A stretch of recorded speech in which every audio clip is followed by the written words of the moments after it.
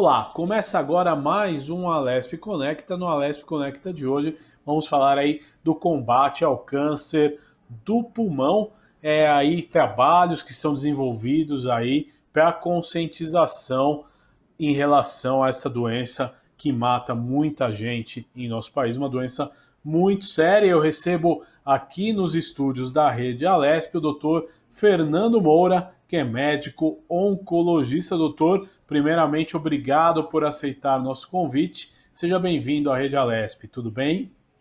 Guga, tudo bem? Prazer falar contigo. Como vai? Tudo bem, doutor. Vamos começar, né, com uma explicação básica. Quais as principais causas do câncer no pulmão? Ele é uma doença que ele atinge a qualquer idade, atinge as pessoas mais velhas. Quais são os fatores de gatilho para o câncer do pulmão? Guga, tradicionalmente, o câncer de pulmão está ligado a alguns fatores de risco e o mais importante deles é o hábito de fumar, o tabagismo. Cerca de 90% dos casos de câncer de pulmão, eles estão ligados à exposição ao tabaco. Mas não é só o tabaco que tem responsabilidade no desenvolvimento de um câncer de pulmão. Há também a questão do tabagismo passivo, que são aqueles indivíduos que convivem com fumantes. Há uma questão envolvendo a exposição ocupacional. Antigamente era mais comum os trabalhadores que trabalhavam em fábricas de amianto e que tinham contato com asbesto. Além disso, outras formas de exposição a químicos, né? O berílio, o cádmio, níquel, são todos elementos que de forma ocupacional, acaba colocando o trabalhador em maior risco de câncer de pulmão. Há um dado interessante nesse sentido, como fator de risco também, que diz respeito a cidades que têm poluição atmosférica em grande proporção. A exemplo da cidade de São Paulo. A gente sabe que é um risco elevado dessas cidades, dos moradores dessa cidade, em relação a cidades que têm o ar mais com uma qualidade melhor, não é? Então, basicamente, esses são os fatores de risco mais importantes, mas eu saliento que o principal deles, certamente, diz respeito ao hábito de fumar, Guga. Agora, doutor, é muito interessante, né? Ao longo da minha vida, por exemplo, quando eu era bem jovem, ainda era um tempo que fumar, né? Era um pouco, era moda, era bonito. Isso com o tempo foi se desqualificando até que hoje, né? Uma pessoa que fuma, o pessoal olha até meio de lado nos lugares, em muitos lugares não se pode fumar, como em restaurante, condomínios e vários lugares, até lugares públicos tem leis municipais que proíbem o cigarro. Agora, como a gente conscientiza a população dos males do cigarro, que eu acho que com leis, com políticas públicas nós temos avançado, mas não chegamos ainda perto do ideal, né, doutor? Correto, Guga. E você mencionou um ponto importantíssimo. Veja, há dados do Ministério da Saúde do ano de 2010 que nós tínhamos naquela época cerca de 16% dos brasileiros declaradamente fumantes. Hoje, por volta de 2020, esses mesmos números caíram para aproximadamente 9, 9,5%. Então, existe um decréscimo bastante significativo da população de tabagistas no nosso país.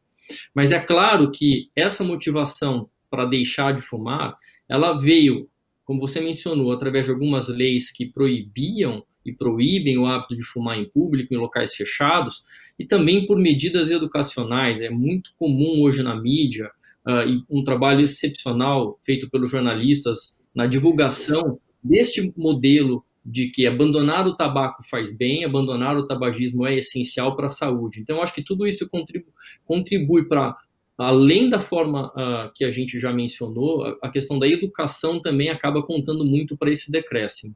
Mas ainda há uma quantidade, há uma briga boa ainda para que a gente consiga estabelecer o ideal, que num cenário considerado ideal seria que ninguém fumasse.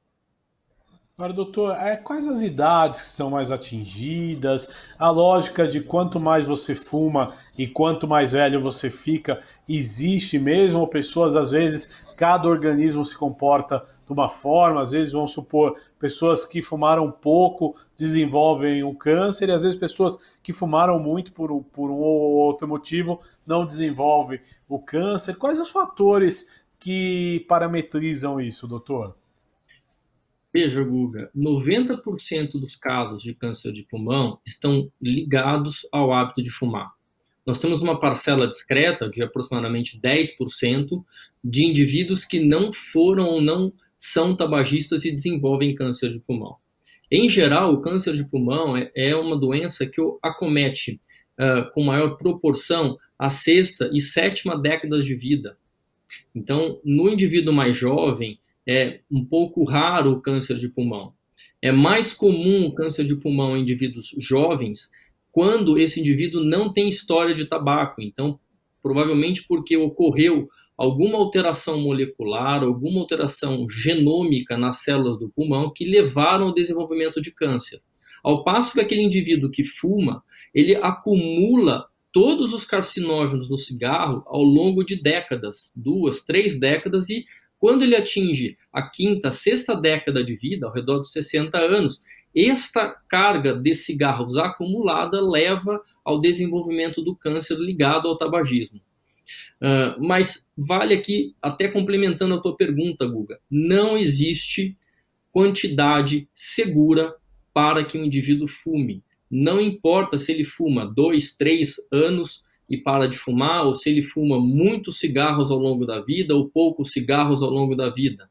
A gente sabe que não há nenhum número seguro para que o indivíduo certamente fume e não desenvolva câncer de pulmão. Todo indivíduo que fuma tem um risco aumentado de desenvolver câncer de pulmão, não somente de pulmão, né, Guga? A gente sabe hoje que câncer de boca, de laringe, de estômago, de pâncreas, de bexiga, de rins, são todos cânceres que têm o seu risco aumentado pelo hábito de fumar.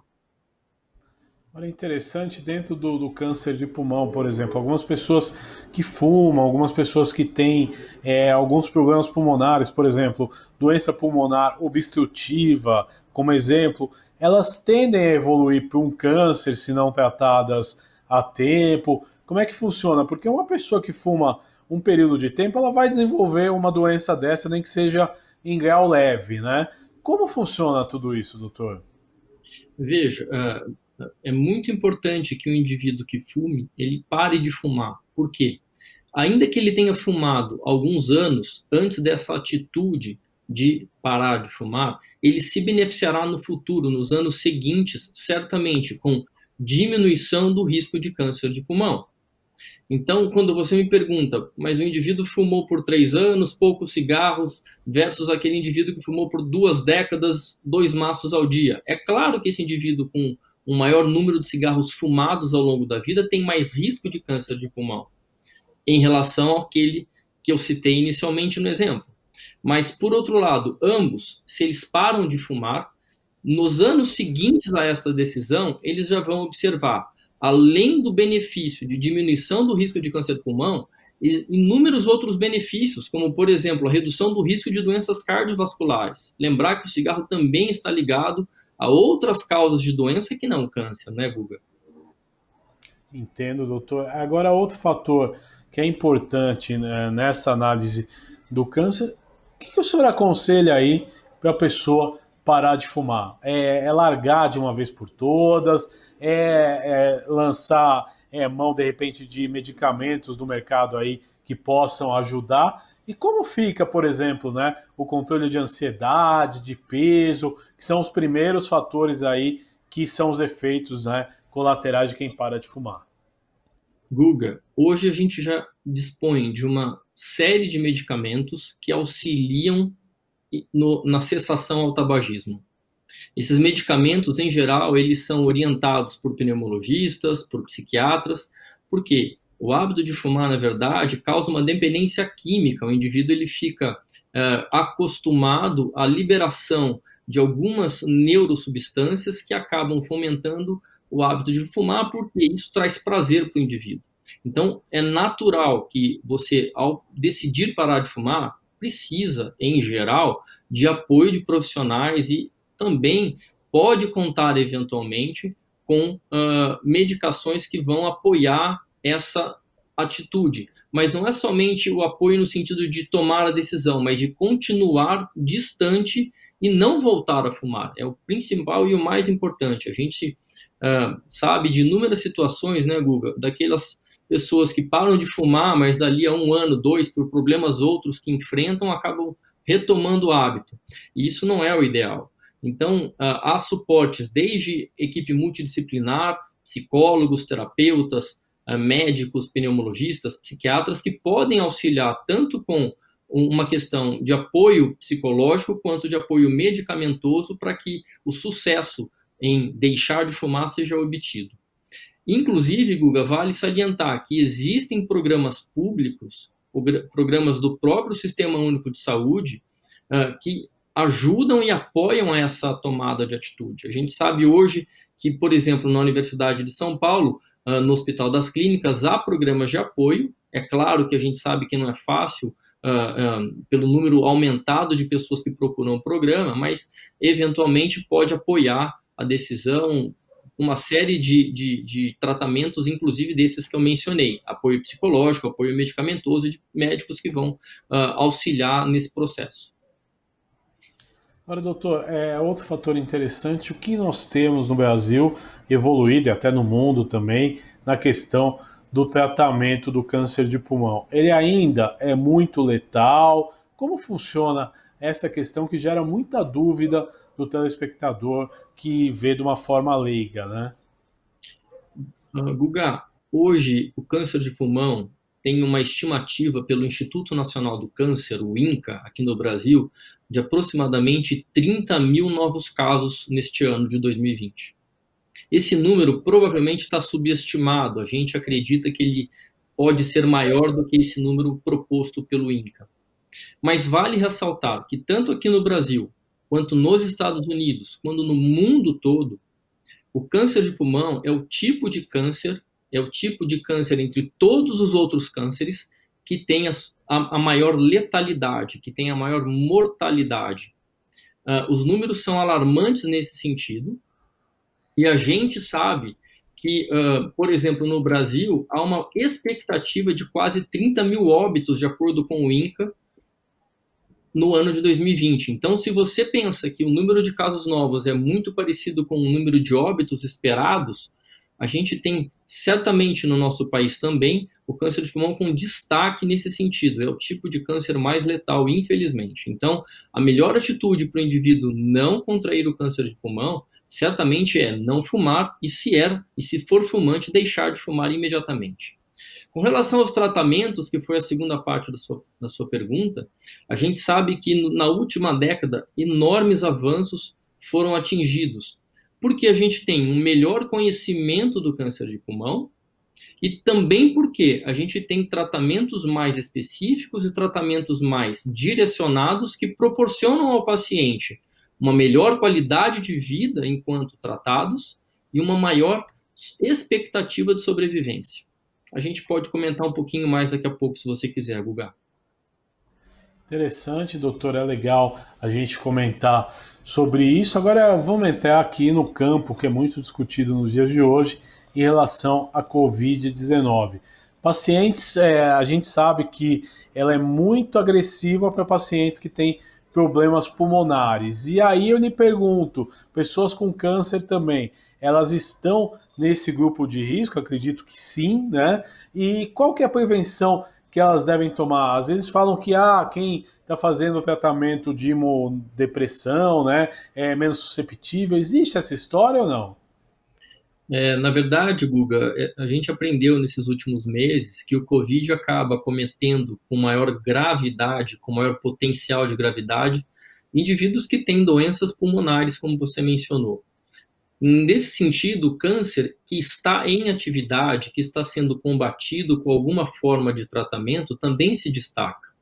Então, é necessário um cuidado e uma atenção maior dos cidadãos para que se protejam contra o Covid, se tem uma doença pulmonar, e também de toda a equipe médica que acaba fazendo contato e tratando e cuidando desses pacientes, para que os oriente de uma maneira adequada, a fim de que uma menor chance de infecção pelo novo coronavírus seja possível. Lamentavelmente, a gente também sabe que o câncer de pulmão é um dos tipos de câncer que acaba proporcionando uma maior gravidade para aqueles indivíduos que acabam sendo infectados pelo coronavírus. E a forma grave do Covid acaba tendo uma maior frequência com indivíduos que têm câncer de pulmão em atividade. Aqueles que já se trataram de um câncer, que não estão mais com o problema, que não tiveram recidiva, no geral, o risco deles acaba sendo o da população em geral, uma vez que eles não estão com a doença ativa. Entendo, doutor. Agora, outro fator interessante dentro disso, né? Ainda no câncer de pulmão, se usa muito hoje a técnica da cirurgia ou os tratamentos medicamentosos hoje são mais eficazes? Como que funciona essa lógica, doutor? Guga, eu vou fazer uma ponte até com os sintomas, tá? Para poder responder a tua pergunta. Hoje, a gente sabe que aproximadamente 2/3 dos casos de câncer de pulmão, eles se apresentam de modo avançado, localmente avançado no tórax, ou já com doença disseminada. Muitos desses casos, lamentavelmente, não são possíveis de serem tratados com cirurgia. A cirurgia ela é empregada nos estadios, nos estágios iniciais da doença, quando a doença ainda está, de alguma forma, possível de ser ressecada na sua totalidade com o procedimento cirúrgico. Então, a cirurgia ela é componente, sim, do processo de tratamento. Só que, lamentavelmente, como a gente sabe, o câncer de pulmão tem um desenvolvimento silencioso. Os sintomas, quando se instalam, em geral, o paciente já apresenta a doença numa forma um pouco mais avançada e muitas vezes a cirurgia não é possível, porque não é possível fazer ressecção por completo do tumor nessa situação. Eu gostaria de destacar, Guga, nesse sentido, os principais sintomas ligados ao câncer de pulmão. A rouquidão, a tosse persistente. Muitas vezes, se o indivíduo tem tosse com escarro sanguinolento, que tecnicamente a gente chama de hemoptise, dor no peito. Um dos sintomas mais frequentes que a gente observa nesse sentido do paciente de câncer de pulmão é a falta de ar, que pode se dar tanto quando o indivíduo está em repouso, ou mesmo quando o indivíduo tem a necessidade de uma atividade que demande um pouco mais do seu corpo. A perda de peso e a perda de apetite também chamam a atenção, nesse sentido, o emagrecimento, e muitas vezes pode acontecer também um fato interessante: o indivíduo apresenta pneumonias de repetição, infecções de repetição, várias infecções ao longo, por exemplo, de um ano típico. E tudo isso, claro, merece o cuidado e o diagnóstico e a atenção de um médico para que a hipótese de câncer de pulmão seja descartada. É claro que muitos desses sintomas que eu mencionei a vocês, Guga, eles são sintomas comuns a outras doenças. Então, não é porque o indivíduo tem tosse, não é porque o indivíduo está rouco que ele tem câncer de pulmão. Não é isso que eu quis dizer. Mas, certamente, se esses sintomas persistem, é importante, é essencial que um médico seja procurado. Olha, doutor, isso praticamente, pela sua explicação, preocupa muito, né, no caso da Covid, por exemplo, né? Como o senhor falou, várias pneumonias, né, durante o ano registradas e, de repente, se o paciente não está em tratamento, acometido pela Covid, pode ter uma complicação séria, né? Sim, a gente comentou há pouco. Aquele indivíduo que acaba tendo o diagnóstico de câncer de pulmão ou algum outro tipo de câncer em atividade, ele tem uma chance maior de desenvolver a forma grave do Covid. Entendi, doutor, muito interessante. Agora vamos aqui falar um pouquinho, né, dos músicos e esportistas que aderem aí ao desafio do fôlego pela conscientização e combate ao câncer no pulmão, né? Uma iniciativa aí muito interessante que eu gostaria que o senhor contasse um pouco para nós sobre esse projeto. É um projeto muito interessante porque vem a chamar a população, a atenção da população para que uma vida saudável seja sempre perseguida. E certamente, a gente acabou de mencionar que o tabagismo é o principal fator de risco para o câncer de pulmão. Então, nada mais justo do que o indivíduo ter a conscientização, lembrar que a decisão de parar de fumar, Guga, muitas vezes é motivada pela família, é motivada pelos amigos, mas é o indivíduo que tem que fazer essa escolha. E ele tem que focar nos benefícios que ele vai ter, certamente, ao parar de fumar. Benefícios esses que são atribuídos de imediato. Às vezes, em uma questão de semanas, ele já tem uma melhora do fôlego, uma melhora da função pulmonar. Tem estudos mostrando que 12 horas depois do último cigarro, os níveis de monóxido de carbono no sangue já caem para praticamente aqueles de um indivíduo que nunca fumou. Então, os benefícios eles são adquiridos horas depois que o indivíduo decide parar de fumar. Então, essas campanhas todas, a exemplo dos esportistas e dos músicos que você mencionou, chamam a atenção da população de uma maneira positiva. Por quê? Porque isso traz benefícios certamente em saúde. Para falar um pouquinho do trabalho do Instituto Vencer o Câncer, né? Como funciona o trabalho deste instituto, doutor? É um trabalho sensacional que foi idealizado pelo Dr. Fernando Maluf, pelo Dr. Antônio Carlos Buzaide, do qual eu tenho a honra de fazer parte do comitê científico. E lá, Guga, há uma plataforma que, acima de tudo, é educacional, que atualmente até disputa a atenção dos pacientes para que os pacientes tenham uma informação qualificada a respeito do câncer. Existem muitos mitos que acabam envolvendo a doença, então é importante que fontes como o Instituto Vencer o Câncer possam aproximar as pessoas da realidade, tirando o temor da doença e certamente, pela orientação, trazendo o paciente para um cenário onde a informação vai ajudá-lo acima de tudo.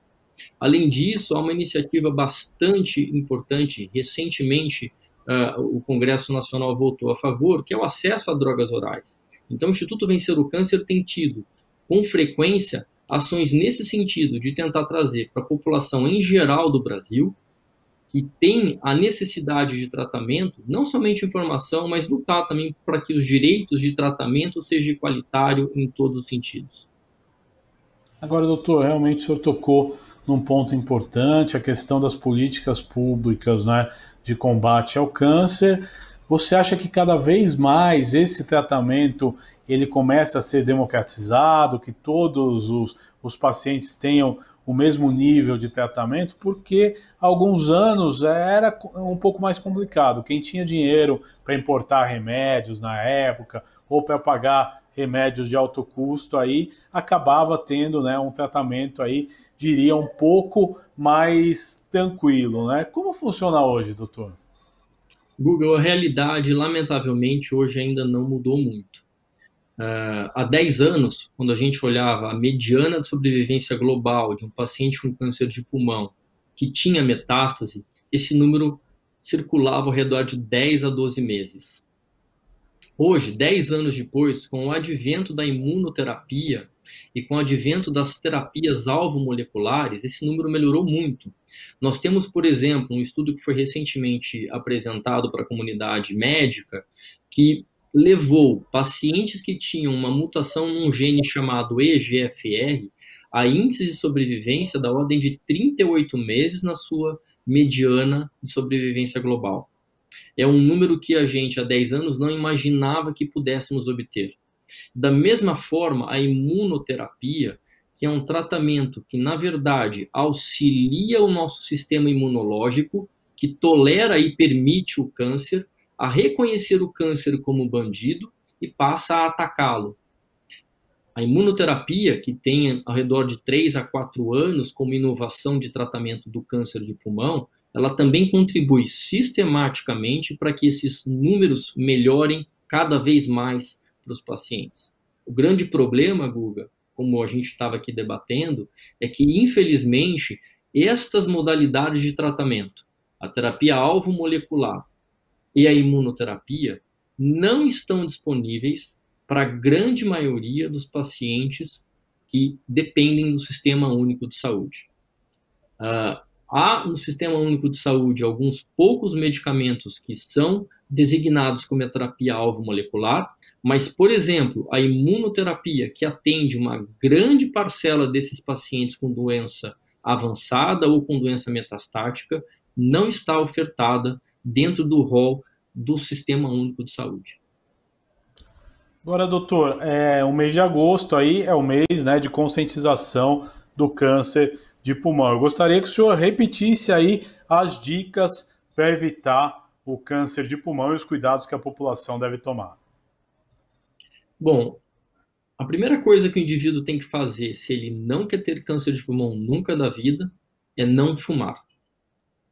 Para aquele indivíduo que fuma e que quer diminuir o seu risco de câncer de pulmão, isso é possível. Basta ele parar de fumar, cessar o tabagismo, que nos anos seguintes há uma redução importante do risco de câncer de pulmão para ele. Então, esta é a principal mensagem. Uma outra coisa que eu queria mencionar, Guga, é que de 10, 12 anos para cá, nós estamos entendendo de uma maneira cada vez melhor a biologia do câncer de pulmão. Hoje, nós temos a necessidade de estabelecer qual é o nome do câncer de pulmão e qual é o sobrenome desse câncer. É o que a gente chama de diagnóstico genômico ou de diagnóstico molecular. Nesse sentido, o Instituto Vencer o Câncer vem fazendo campanhas para alertar a população a debater com seus médicos se esse diagnóstico, primeiro, ele é necessário e, segundo, se ele foi realizado. Porque através desse diagnóstico mais completo de que tipo de câncer de pulmão nós estamos falando, o paciente tem certamente melhores desfechos do seu tratamento, melhor sobrevivência em termos de tempo de vida e, acima de tudo, uma qualidade de vida muito melhor em relação àquele tratamento padrão que a gente sabe, por exemplo, que pode ser com quimioterapia. Então, são dois aspectos que eu gostaria de deixar aqui bem sedimentados. A necessidade de não fumar e deixar de fumar se por si só acaba trazendo benefícios para os indivíduos, e essa questão que envolve o diagnóstico genômico, o diagnóstico molecular, que não é indicado para todos os pacientes com câncer de pulmão, mas para uma parte bastante representativa. E se você é um paciente como este, que tem esse tipo de doença, discuta com seu médico, porque ele vai ser a melhor pessoa para orientar o seu tratamento e o seu melhor diagnóstico nesse sentido. Doutor Fernando Moura, eu quero agradecer a sua participação nesse Alesp Conecta de hoje. Sempre aí é importante trazer essa conscientização para a população que nos assiste. Até uma próxima oportunidade. Muito obrigado, viu? Um abraço a você e a todos por aí. Fico à disposição. Este é o Alesp Conecta, que hoje falou aí do combate ao câncer do pulmão. Você pode ver e rever este e outros programas em nosso canal no YouTube. A gente se encontra aqui na Rede Alesp. Tchau, tchau.